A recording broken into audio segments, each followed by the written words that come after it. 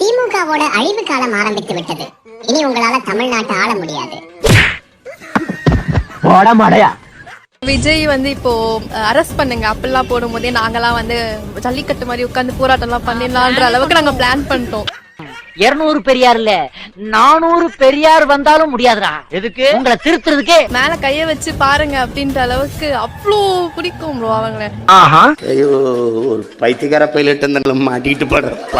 இப்போ அவர் வராருன்னாலே நம்மளுக்கு ரொம்ப எமோஷனல் ஆகும் பார்க்கும் போதே. அந்த சக்தி இந்த சக்தி ஒன்னா கலந்து ஒன்னா செயல்பட ஆரம்பிச்சிருச்சு.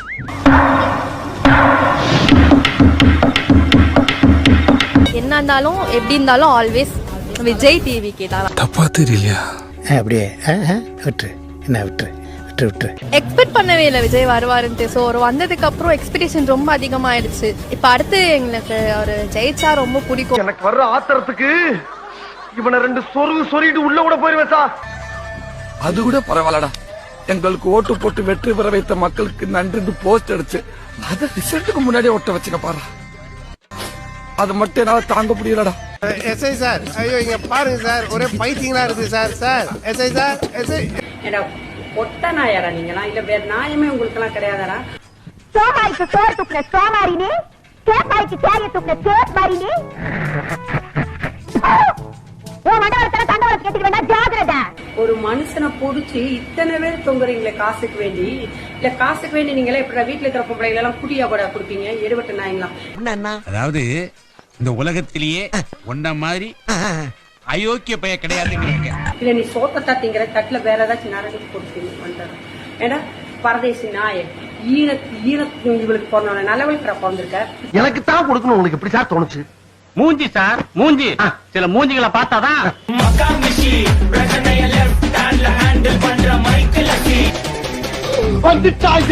வந்துட்டாயா. இன்னைக்கு இந்தியாலேயே சூடான பிசினஸ் தெரியுமா? கட்சி ஆரம்பிச்சு மக்களுக்கு சேவை செய்யற புனிதமான ஆட்சி எவனுக்கு வேணும்? நம்ம கட்சி ஆரம்பிச்சோம்னா ஏதாச்சும் ஒரு இடைத்தேர்தல் வரும்ல, அங்க நம்ம கட்சி சார்பா வேட்பாளர் நிறுத்தி நம்மளுக்கு ஒரு 7% 8% ஓட்டு இருக்குன்னு நிரூபிச்சோம்னா நாளைக்கு பொது தேர்தல் வரும்போது ஒரு ஆல் இந்தியா பார்ட்டி கிட்ட டீலிங் பெர்சன்ட் வச்சுக்க ஒரு 500 கோடி கொடுப்பான். ஜெயிச்சாருங்க வரை இல்ல தோத்தாருங்க வரை இல்ல வாங்கி டிக்கெட் அமைக்க வேண்டியதானே.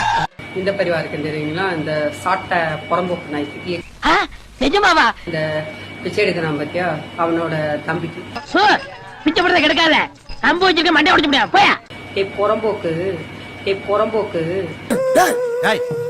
என்ன முதலாளி படுத்துட்டேன்? அஜித் சொன்னது வேற, இது சொன்னது வேறன்னு யாருமே சொல்லலையே. அவர் எல்லாத்துக்கும் பொது கருத்து சொன்னாங்க. இதுல நாங்க என்ன அதை புடிச்சிட்டு இது பண்ண போறோம்? நாங்க யாருமே அதை புடிச்சிட்டு இது பண்ணவே இல்லையே. அவரு கரெக்டா பேசினாரு அப்படின்னு தானே நாங்க சொல்றோம். காரி துப்பி இருக்கா நம்மள? காரி துப்பி இருக்காரா? இதுக்குதான் படிக்கடான்னு அடிச்சுக்கிட்டேன். பசங்கடா அதுக்கிட்ட முண்டங்கடா.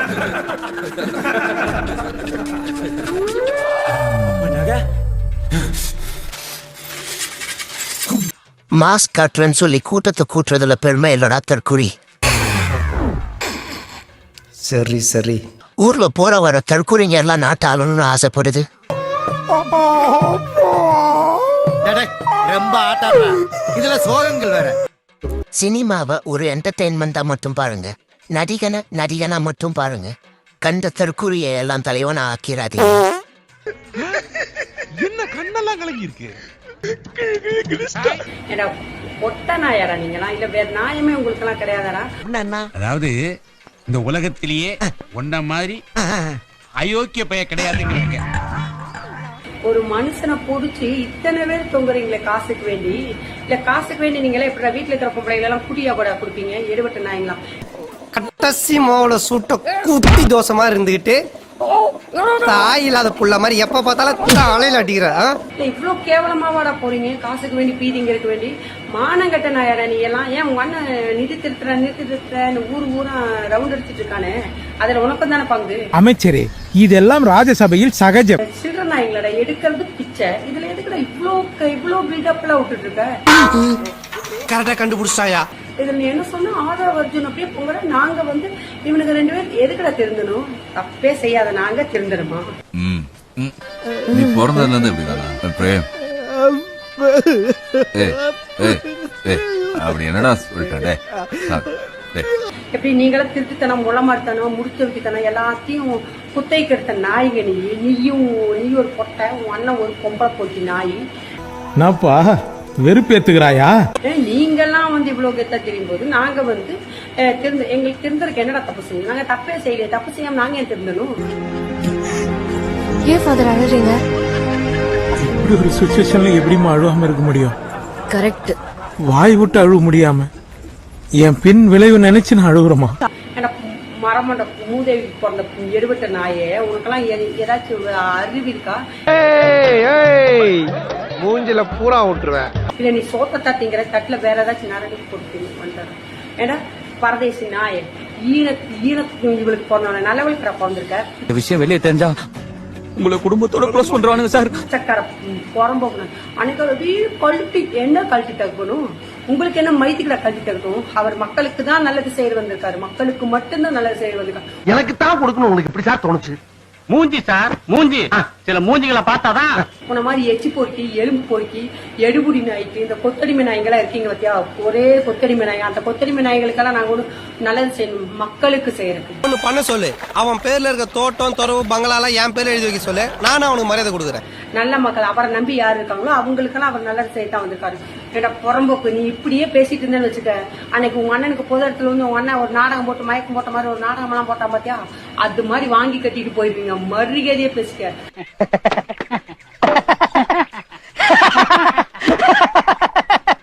அரசியல்ல இதெல்லாம் சாதாரணமாப்பா. சில்லறையாடா ஏன்னா புறம்போக்கு. காசுக்கு வேண்டி என்ன இவ்வளவு கேவலமா இது பண்ணுவ?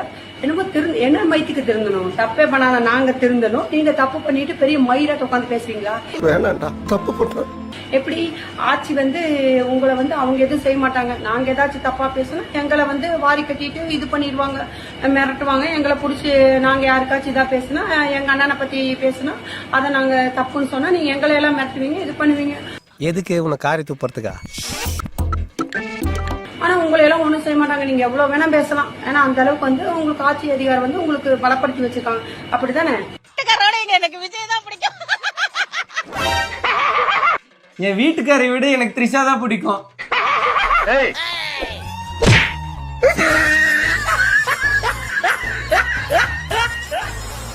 இதுக்கு பேர் என்னன்னு தெரியுமாடா?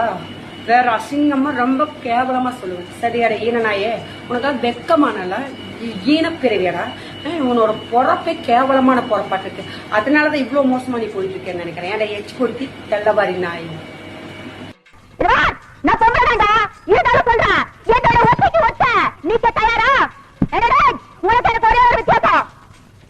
மீச புரிஞ்சதாடா? எங்கடா ஒழிச்சுட்ட சொம்பு? எதுக்கு அப்புறம் உங்களை ட்ரோல் பண்ண ஆரம்பிச்சாங்க நீ கவனிச்சீங்களா? உங்களை நீங்க எம்ஜிஆரோட கம்பேர் பண்றீங்க. அவங்க போட்ட உழைப்பென்ன, நம்ம போட்ட உழைப்பென்ன? திறமையே வளர்த்துக்காம திறமை இருக்கிறதா நாம நம்பிக்கிட்டே இருந்தா உங்களை தான் நீங்க ஏமாத்திப்பீங்களே தவிர மக்களை ஏமாத்த முடியாது. முடியாது. என்னடா பண்றீங்க? அக்காவை மறந்துட்டு தலைகீழ ஆடுறீங்களாடா? அக்காவோட அவுட்ஃபிட் பாருங்கடா, மஞ்சள் சட்டை அண்ட் மஞ்சள் ஷூஸ் டுடே. பட் அக்கா அதுக்கெல்லாம் மயங்க மாட்டேன்டா. உங்க மகுடியெல்லாம் மடக்கி வச்சுட்டு அமைதியா இருங்கடா. அக்காவை விடுங்கடா. சீ, நைட் ஆனா துரத்துறீங்க, பகலானா நடிக்கிறீங்க, பொறுக்கி பயல்களா. ஏன்னா அண்ணன் கேட்ட சின்ன கேள்விதான், இருந்தும் ஏன் பெருசா பதில் சொல்றேன்னா, இதனால ஒரு 4 பேர்த்துக்கு ஊக்கம் அடையட்டும் என்ற காரணத்துக்காக சொல்லுகின்றேன்.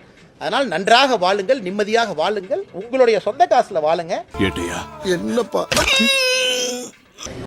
நீங்க வந்து செலவுகள்லாம் வந்து நண்பர்கள் தான் பாத்துக்கிறாங்கன்னு சொல்லிருந்தீங்க.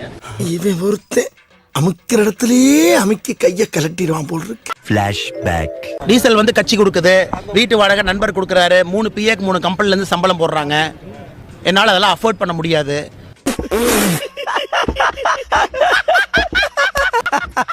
உங்களுடைய சொந்த காசுல வாழுங்க. அத போய் மணி இஸ் ஆல்வேஸ் அல்டிமேட். என் சர்வீஸ்ல இவ்வளவு ஃப்ராட் பண்ண மோசமானவனை இப்பதான்டா பாக்குறேன். சார் நான் நல்லவன் சார். நீயா? சார் ஏழையா இருந்து நல்லவனா இருக்கிறதுக்கும் பணக்காரனா இருந்து நல்லவனா இருக்கிறதுக்கும் ரொம்பவே வித்தியாசம் இருக்கு சார். நான் பணக்காரன் நல்லவனா இருக்க ஆசைப்படுறேன், இது தப்பா? உங்ககிட்ட ஏமாந்தவங்களை நினைச்சு பாத்தியா? எத்தனை பேர் ஏமாந்துருப்பாங்க? எவ்வளவு பெரிய பாவம். கோழி மேல பரிதாபப்பட்டா 65 சாப்பிட முடியாது. அப்புறம் நானா யாரையும் தேடி போய் ஏமாத்தல. ஏமாற தயாரா இருந்தவங்களுக்கு ஒரு வாய்ப்பு கொடுத்தேன். ட்ரெயின்ல டிக்கெட் கொடுக்காம வந்தவங்க நீங்க 7 தலைமுறைக்கு சொத்து சேர்த்துருக்கீங்க. அந்த மாதிரி நான் சேர்த்துருக்கேன் நானு. அந்த மாதிரி சேர்த்துருக்கேன் நானு. முதலமைச்சர் என்ன தொழில் பண்றாரு? நீங்க முதலமைச்சர் போட்டா ஸ்டாலின் என்ன தொழில் பண்றாரு? கையில கடிகாரம் கட்டுறாரு, சாப்பாடு வருது, எங்க இருந்து வருது அவருக்கு?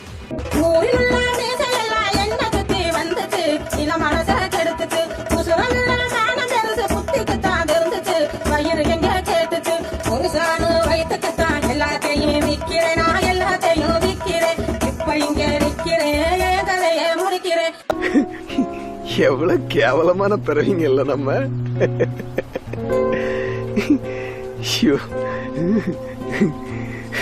9133 ஓட்டர் 9133 ஓட்டர் ஃபேக் அட்ரஸ்ல இருக்காங்க கொளத்தூர்ல. ஒரே அட்ரஸ் அதே கொளத்தூர் தான். 30 voter IDs are registered in one single address. House number 11, booth 84. நீங்க போய் செக் பண்ணுங்க. மீடியா போய் செக் பண்ணாங்க, அப்பவாது நம்புவாங்களான்னு பாப்போம்.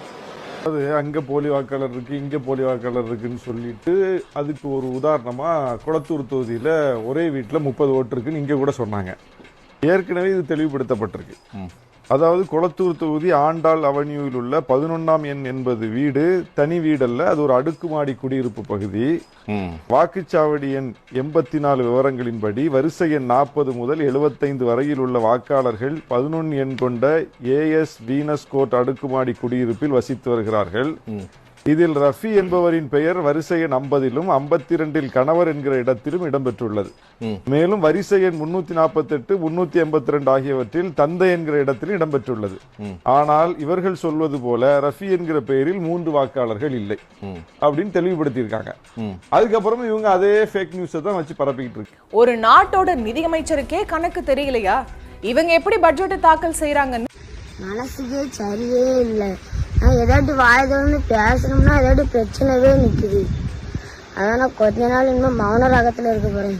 தலைவன் என்றால் ஐயா ஸ்டாலின் மீது 1000 விமர்சனம் எனக்கு உண்டு. அரசியலோ அரசியல் இல்லையோ, ஆனாலும் இரவோடு இரவாக தூக்கத்தை குறைத்து வந்து முன்னாள் தலைவன் அப்படிங்கறதுல உங்களுக்கு இந்த பேரை கேட்டோன்னே என்ன மனசுல தோணுது? ஸ்டாலின். எஸ். அரவணைக்கிற போக்கு, அதை பேசி சரி செய்கிற போக்கு கலைஞரை விட திரு ஸ்டாலின் வந்து ஸ்ட்ராங்கா இருக்குன்னு நினைக்கிறேன். ஸ்டாலின் இஸ் மோர் டேஞ்சரஸ் தேன் கருணாநிதி. அதை இன்னைக்கு ஸ்டாலின் நிரூபித்துக் கொண்டிருக்கார்.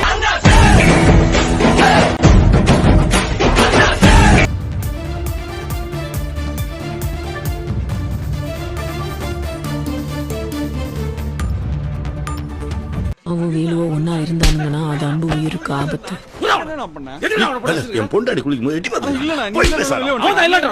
அப்ப என் பொண்டாடி போய் சொல்றாளா? இந்த வீடியோ உங்களுக்கு பிடிச்சிருந்தா கண்டிப்பா லைக் பண்ண மறக்காதீங்க. அப்படியே உங்க நண்பர்களுக்கும் ஷேர் பண்ணுங்க. நீங்க பண்ற ஒவ்வொரு லைக்கும் தான் இந்த வீடியோவை மற்ற நண்பர்களுக்கும் கொண்டு போய் சேர்க்கும். மறக்காம சப்ஸ்கிரைப் பண்ணுங்க. உங்க கருத்துக்களையும் கமெண்ட் பாக்ஸ்ல பதிவு பண்ணுங்க.